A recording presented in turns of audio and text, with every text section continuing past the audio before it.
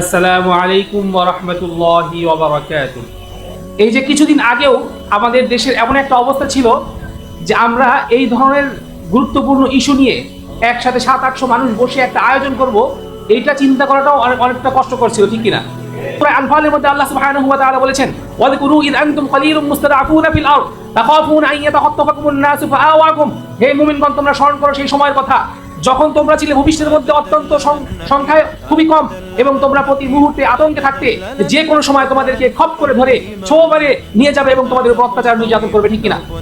এরপর আল্লাহ তাআলা বলছেন, আল্লাহ তাআলা ওয়া আইয়াদাকুম বিনাসরিহি, আল্লাহ তাআলা তার নিজ অনুগ্রহে তোমাদেরকে সাহায্য করেছেন, বলেন সুবহানাল্লাহ। আমি কথা বলার চেষ্টা করব, সেই বিষয়টি হচ্ছে the battle of hearts and minds. আজকে সারা বিশ্বের মধ্যে মুসলিমদের সাথে কুফারদের দুইটা ক্ষেত্রে লড়াই চলতেছে। কয়টা ক্ষেত্রে লড়াই? দুইটা ক্ষেত্রে লড়াই চলতেছে।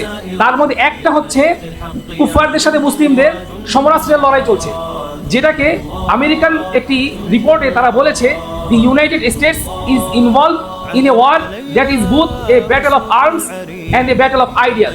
তারা বলছে যে আমেরিকা সারা পৃথিবীতে দুই ধরনের যুদ্ধে লিপ্ত। কয় ধরনের যুদ্ধে লিপ্ত? দুই ধরনের যুদ্ধে লিপ্ত। এক ধরনের যুদ্ধ হচ্ছে সমরাস্ত্রের যুদ্ধ, ট্যাঙ্ক, কামান, মিসাইল, বোমার মাধ্যমে তারা যুদ্ধ করছে। আরেক ধরনের যুদ্ধ হচ্ছে আইডিয়ার যুদ্ধ। কিসের যুদ্ধ? আইডিয়া, বুদ্ধিভিত্তিক যুদ্ধ। এটা এমন একটা অস্ত্র যে আপনাকে কিছু কাল্পনিক, কিছু ন্যারেটিভের মাধ্যমে, কিছু তাদের নিজস্ব তৈরি করা কথা এবং আদর্শের মাধ্যমে যদি এই আদর্শগুলো আপনাকে গেলানো যায়, তাহলে আপনাকে প্রকৃত ইসলাম থেকে বের করে আপনাকে মডারেট মুসলিম বানানো সম্ভব হবে। আর যখনই আপনাকে মডারেট মুসলিম বানানো সম্ভব হবে, তখন আর তাদের জন্য আপনার বিরুদ্ধে সমরাস্ত্রের যুদ্ধের প্রয়োজন নাই, বরং আপনি দেহে মাংসে মানুষ হিসেবে আপনি মুসলিম হলেও আপনি মনে প্রাণে আমেরিকার বিজয় কামনা করবেন, ঠিক? হ্যাঁ আমার ভাইরা, আজকে আমরা এমন একটা পরিস্থিতির মধ্যে আছি, এই বিষয়টা নিয়ে 2007 সালে র্যান্ড কর্পোরেশন অফ আমেরিকার মধ্যে সবচেয়ে গুরুত্বপূর্ণ একটা থিঙ্ক ট্যাঙ্ক প্রতিষ্ঠান, তারা 2007 সাল সারা পৃথিবীর মুসলিমদের উপর তারা জরিপ করেছে যে এই বিশ্বের মধ্যে মুসলিমদের উপরে যদি আমরা বিজয়ী হতে চাই, আমেরিকার শ্রেষ্ঠত্ব যদি ধরে রাখতে হয়, বেশি দিন আর নাই যে আমেরিকাকে অস্ত্রের বলে মুসলিমদেরকে দাবিয়ে রাখা যাবে, ঠিক কিনা? আমেরিকা পৃথিবীর বিভিন্ন প্রান্তে মার খাচ্ছে, তারা পতন তাদের দ্বার প্রান্তে চলে এসেছে। এই অবস্থায় আমেরিকার বিজয় ধরে রাখতে গেলে কি কি করতে হবে? এই র্যান্ড কর্পোরেশন অফ আমেরিকা এর যে প্রধান, তার নাম হচ্ছে শেরিল বার্নার্ড। সে একজন ইহুদি, সে বিয়ে করেছিল একজন মুরতাদ মুসলিমকে। এই তাদের যৌথ গবেষণায় তারা একটা প্রতিবেদন তৈরি করেছে। সেই প্রতিবেদনটার নাম হচ্ছে সিভিল ডেমোক্রেটিক ইসলাম। কি নাম? সিভিল ডেমোক্রেটিক ইসলাম। আজকে এখানে যারাই উপস্থিত হয়েছেন, আমি সবাইকে রিকোয়েস্ট করব, আপনারা গুগলে যে এই প্রতিবেদনটা আছে এবং এর উপরে বইও আছে, আমাদের প্রকাশন থেকে একটা বই বের করেছিলাম অনেক বছর আগে, মনস্তাত্ত্বিক লড়াই, যে ইসলাম এবং কুফরের মনস্তাত্ত্বিক লড়াই। এই বইটার মধ্যে এই র্যান্ড কর্পোরেশনের এই যে ষড়যন্ত্রগুলো সম্পর্কে সংক্ষেপে কিছু ব্যাখ্যা দেওয়া হয়েছে। এই র্যান্ড কর্পোরেশন তারা মুসলিমদের সামনে একটা নতুন ধরনের ইসলামকে নিয়ে এসেছে। কি নিয়ে এসেছে? একটা নতুন ধরনের ইসলাম, যে ইসলামের মধ্যে যে ইসলামটা তাদের জন্য কোনো আতঙ্কের হবে না। কি হবে না? আতঙ্কের হবে না। এই ইসলামের অনুসারীদের কার্যক্রম কি হবে, প্রত্যেকটা তারা এখানে ডিফাইন করেছে।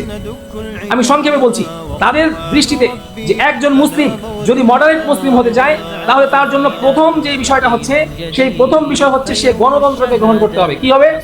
গণতন্ত্রকে যদি কেউ মনে প্রাণে গ্রহণ করে, তাহলে আমেরিকার দৃষ্টিতে সে একজন মডারেট মুসলিম, বলে নাউজুবিল্লাহ। এটা এই রিপোর্টের মধ্যে আছে, আমার বানানো কথা নয়। যে মডারেট মুসলিমদের বৈশিষ্ট্য হচ্ছে তাদেরকে গণতন্ত্র গ্রহণ করতে হবে, 1 নম্বর বিষয়। 2 নম্বর বিষয় হচ্ছে মডারেট মুসলিম হতে গেলে তাদের জন্য acceptance of non sectarian source of law, অর্থাৎ কোরআনের বাহিরে, কোরআনের বহির্ভূত কাফের মুশরিকদের তৈরি করা যে সকল আইন কানুন আছে, সেগুলোকে কোরআনের আইনের মতো সমান গুরুত্ব দিয়ে মনে প্রাণে গ্রহণ করতে হবে, বলে নাউজুবিল্লাহ। একজন মুসলিম, আমরা জানি কোরআনুল কারীম আল্লাহ তাআলা বলে দিয়েছেন, ফালা ওয়া রাব্বিকা লা ইউমিনুনা হাত্তা ইউহাক্কিমুকা ফীমা শাজারা বাইনাহুম। একজন মুমিন কখনোই পূর্ণাঙ্গ মুমিন হতে পারবে না যতক্ষণ পর্যন্ত সে আল্লাহর কোরআন এবং রাসূলকে, প্রিয় নবী সাল্লাল্লাহু আলাইহি ওয়াসাল্লাম হাদিসকে ইসলামিক আইনের একমাত্র উৎস হিসেবে গ্রহণ করবে, ঠিক কিনা? একজন মুসলিমের জন্য কোনো মানব রচিত তন্ত্র মন্ত্র এবং আইন কানুনকে মনে প্রাণে গ্রহণ করার সুযোগ নাই। যদি কেউ গ্রহণ করে, সে ইসলাম থেকে খারিজ হয়ে যাবে, ঠিক কিনা? মডারেট মুসলিমের তৃতীয় বৈশিষ্ট্য তারা নির্ধারণ করেছে যে সমাজে পাশ্চাত্যের যে নারী স্বাধীনতার স্লোগান, অর্থাৎ মুসলিম নারীদেরকে ঘর থেকে বের করে বেহায়াপনা, বেলেল্লাপনা, অশ্লীলতার মধ্যে নিমজ্জিত করার ব্যাপারে যদি কোনো মুসলিম আপত্তি উত্থাপন করে, তাহলে তাকে বলতে হবে মৌলবাদী মুসলিম, বলেন নাউজুবিল্লাহ। তাকে বলবে তারা চরমপন্থী, তাকে বলবে তারা উগ্রবাদী। এই যে তারা দৃষ্টিতে যদি কোনো মুসলিম তার বোনের পর্দার পক্ষে দাঁড়ায়, যদি কোনো মুসলিম তার মা বোনের ইজ্জত আবরুর হেফাজতের জন্য দাঁড়ায়, আমেরিকা এবং কুফফারদের শেখানো বুলির মতো তাদেরকে বেহায়াপনার মধ্যে ছেড়ে দিতে রাজি না হয়, তাহলে সে কখনোই তাদের ভাষায় মডারেট মুসলিম হতে পারবে না। ঠিক না? তাদের ভাষায় মডারেট মুসলিম হতে গেলে আপনার, আমার, বোন, আমাদের নারী সমাজকে উন্মুক্ত করে দিতে হবে, বলেন নাউজুবিল্লাহ। এর পরবর্তীতে চতুর্থ নাম্বার বিষয় তার নির্ধারণ করেছে মডারেট মুসলিম হওয়ার জন্য। একজন মুসলিম মডারেট মুসলিম হওয়ার জন্য শর্ত হচ্ছে সে ইসলামের জিহাদকে সন্ত্রাস বলতে হবে, বলেন নাউজুবিল্লাহ। মুসলিমদের কিতাল থেকে মুখ ফিরিয়ে নিতে হবে। যদি কোনো মুসলিম কাফির মুশরিকদের বিরুদ্ধে যুদ্ধের ময়দানে দাঁড়ায়, তাকে বলতে হবে সে সন্ত্রাসী, উগ্রবাদী, জঙ্গি, নাউজুবিল্লাহ। এই অবস্থা মুসলিমদের মধ্যে এই প্রথম আলো, এই ডেইলি স্টারের মাধ্যমে এই জিনিসগুলো পুশ করতে করতে তারা পোস্টার ছাপিয়েছিল সারা বিশ্ববিদ্যালয়গুলোতে। ইউএসএইড এর ফান্ডের মাধ্যমে, বিভিন্ন এনজিও গুলোর ফান্ডিং এর মাধ্যমে আমরা দেখেছি তারা নির্ধারণ করে দিয়েছিল ক্রাইটেরিয়া যে একজন জঙ্গি মুসলিমের পরিচয় কি, একজন মুসলিমের মানে নম্র ভদ্র মুসলিমের পরিচয় আর জঙ্গি মুসলিমের পরিচয়। তার মধ্যে তারা দিয়ে দিয়েছে যদি কেউ টাকনুর উপরে কাপড় পরে তাহলে সে সম্ভাব্য জঙ্গি, বলে নাউজুবিল্লাহ। যদি কেউ পর্দা করে, প্রথমত তার রিপোর্টের মধ্যে লিখেছে যে একজন ছেলে যদি আরেকটা মেয়ের দিকে না তাকায়, সে যদি পর্দার বিধানটাকে রক্ষা করতে চায়, তাহলে আপনার সন্তান জঙ্গি হচ্ছে, নাউজুবিল্লাহ। একজন ছেলে যদি প্রেম না করে, তাদের দৃষ্টিতে সে হচ্ছে জঙ্গি, ঠিক কিনা? এমনি ভাবে একজন ছেলে যদি টিভি না দেখে, একজন ছেলে যদি গিটার ভেঙে ফেলে, গান বাজনা, মিউজিক যেটা আল্লাহ হারাম করেছেন সেগুলো থেকে যদি সে তওবা করে, তাহলে প্রথম আলো, ডেইলি স্টার এবং আমেরিকা এবং র্যান্ড কর্পোরেশনের দৃষ্টিতে তারাই হচ্ছে কট্টরবাদী মুসলিম। হে আমার ভাইরা, এমনি ভাবে এই র্যান্ড কর্পোরেশনের তাদের যে বিষয়গুলো, তারা এই তাদের ফতোয়ার মধ্যে, তাদের এই রিপোর্টের মধ্যে উল্লেখ করেছে যে একজন র্যান্ড মুসলিম সে তাদের সমাজে অমুসলিমদের বিষয়ে এমন ভাবে গ্রহণ করতে হবে যে সকল ধর্মই সঠিক, বলে নাউজুবিল্লাহ। যত ধরনের, এই কথাটা খুব সুন্দর ভাবে আমাদেরকে গেলানো হয়েছে যে ধর্ম, সব ধর্মই তো ভালো কথা বলে, বলতো কিনা? সব ধর্মই তো ভালো কথা বলে। তাহলে যে যেই ধর্মই পালন করুক না কেন, সে যদি ভালো কাজ করে তাহলে সে আখিরাতে পরকালে মুক্তি পাবে, বলা হয়েছে কিনা? অথচ আল্লাহ তাআলা কোরআনে বলেছেন ইন্নাদ দীনা ইনদাল্লাহিল ইসলাম, আল্লাহ তাআলার কাছে একমাত্র গ্রহণযোগ্য জীবন ব্যবস্থার নাম হচ্ছে ইসলাম। অপর এক আয়াতে আল্লাহ তাআলা বলে দিচ্ছেন ওয়া মান ইয়াবতাগি গায়রাল ইসলামি দীনান ফালাই ইউকবালা বিহি ওয়া হুয়া ফিল আখিরাতি মিনাল খাসিরিন।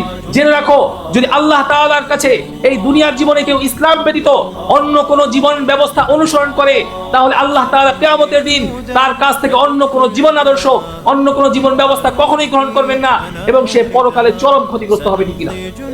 হে আমার ভাইরা, সুতরাং এই যে রিপোর্টগুলো এবং গণতন্ত্রের এই যে র্যান্ড কর্পোরেশনের যে থিওরিগুলো এবং তার প্রস্তাব দিয়েছে, মুসলিম দেশসমূহের মধ্যে ইসলাম পূর্ব যে সকল আইয়ামে জাহিলিয়াত ছিল, সেই আইয়ামে জাহিলিয়াতের কৃষ্টি কালচারগুলোকে মুসলিমদের সমাজে প্রচার করতে হবে।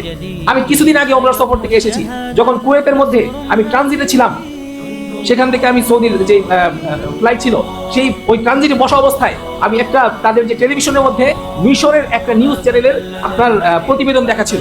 সে আমি অনেকগুলো ছবিও তুলে রেখেছি। সেই প্রতিবেদনের পুরোটাই ছিল ফিরাউনের সাম্রাজ্য সম্পর্কে। কি সম্পর্কে? ফিরাউনের দেবতা, ফিরাউনের মন্দির, তাদের কৃষ্টি কালচার সম্পর্কে। এমনি ভাবে গ্রিসের মন্দির, আপনি দেখবেন প্রথম আলোতে কয়েক বছর আগেও তারা এগুলোকে সিরিজ প্রতিবেদন করেছে কিনা, সেই গ্রিসের অমুক দেবতা, অমুক অ্যাথেন্সের দেবতা, এই ধরনের কৃষ্টি কালচার যেগুলো ইসলামের সাথে সাংঘর্ষিক, এই জিনিসগুলোকে মুসলিমদের মধ্যে ঢুকাইতে হবে। এটা হচ্ছে র্যান্ড কর্পোরেশনের থিওরি, ঠিক কিনা? যার কারণে আমরা দেখতে পাই ঢাকা বিশ্ববিদ্যালয়ে যে চারুকলা ইনস্টিটিউট আছে না, তাদের কাজ কি? তাদের কাজ এটাই যে মুসলিমদের আকীদা বিশ্বাসের সাথে সাংঘর্ষিক যত ধরনের শয়তানি আছে সবগুলোকে তারা ঢুকাচ্ছে, সবগুলোকে মুসলিমদের মধ্যে স্লো পয়জনিং এর মাধ্যমে পুশ করতেছে। যেন একটা পর্যায়ে একজন মুসলিম সে আল্লাহ তাআলার কাছে মসজিদে যে নামাজ পড়বে, আবার ঘরে এসে সে তার ঘরের মধ্যে একটা মন্দিরের মধ্যে সেখানে সে একটা হাতি রাখবে, একটা পেঁচা রাখবে, সেই পেঁচাকেও সে সম্মান করবে, ঠিক না? এমনি ভাবে এই র্যান্ড কর্পোরেশন অফ আমেরিকা, তাদের আরেকটা প্রস্তাবনা হচ্ছে যে মুসলিমদের মধ্যে সুফিবাদের প্রচার করতে হবে। কি করতে হবে? সুফিবাদ, সুফিবাদী মতাদর্শ, মনসুর হাল্লাজ। তারপরে যে ইসলাম এমন একটা ধর্ম যে ধর্মের মধ্যে শুধুমাত্র সুফিবাদী কিছু আচরণ আছে, এবং ঢাকা ইউনিভার্সিটিও দেখবেন এগুলোকে খুব প্রমোট করা হয়। বিভিন্ন বামপন্থীরাও কি করে? এই সুফিবাদকে প্রমোট করে, যে সুফিবাদী দৃষ্টিকোণের মধ্যে অনেকগুলো শিরকি কথাবার্তা ঢুকে গেছে, ঠিক না? অর্থাৎ এই র্যান্ড কর্পোরেশন এবং আমেরিকা তারা চায় মুসলিমরা তাদের প্রকৃত দ্বীনে হক, দ্বীনে ইসলাম থেকে বের হয়ে ইসলামের এমন একটা নতুন ভার্সনের মধ্যে তারা ঢুকে যাক, এমন একটা মুরতাদ এবং ইরতিদাদি অবস্থায় তারা ঢুকে যাক যে তারা মনে করবে তারা মুসলিম আছে, কিন্তু প্রকৃতপক্ষে তারা প্রত্যেকে মুরতাদ হয়ে যাবে, ঠিক কিনা? হে আমার ভাইরা, এই যে আদর্শিক লড়াই, এই যে মনস্তাত্ত্বিক লড়াই, এই মনস্তাত্ত্বিক যুদ্ধের মাধ্যমে তারা মুসলিমদের মন মগজগুলোকে তাদের মন মতো করে গড়ে তোলার চেষ্টা করতেছে। তাদের বিপরীতে আমাদেরকেও আল্লাহ সুবহানাহু ওয়া তাআলা আমাদের যাদেরকে দ্বীনের বুঝ দিয়েছেন, আমাদের জন্য দায়িত্ব এবং কর্তব্য হচ্ছে প্রত্যেকটা ক্ষেত্রে ইনশাআল্লাহ আমরা তাদের মোকাবেলা করবো ইনশাআল্লাহ।